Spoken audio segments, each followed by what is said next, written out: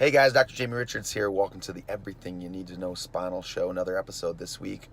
And I'm in the car, so I thought, what a great time to talk about some of the potential mobility work or even, I'd call them corrective exercises, but activations that you can do in the car, especially if you're dealing with, if you are already under corrective care and you're dealing with trying to restore normal function of the spine. But even if you're not and you want to try and do some of these steps on your own, I think there's some things you can do to mitigate the amount of stress that we're putting on top of the spinal column. When we drive, you look at me from the side, we're often head forward, arms reaching out, driving like this for an extended time frame. So you can see what that's doing to the spinal curve. You're going from this nice, or hopefully nice, C-shaped curve in the cervical spine, and you're flattening that out, and you're putting lots of strain and stress on the suboccipital muscles, the muscles that attach around the top of the spine.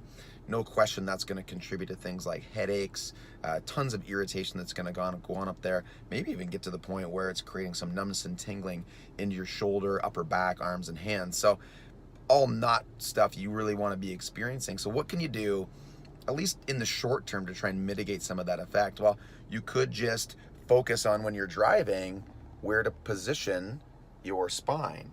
So as I'm driving, you see the headrest here, and this is a great tip, is pop that headrest up and go ahead and get your head back on the headrest. Put your seat close enough that you can reach out or grab below as you're driving, so I don't have to be forward. Now, I don't want to extend my head back to get there. I just want to retract my neck in, so I'm activating some of these muscles in the front of the spine.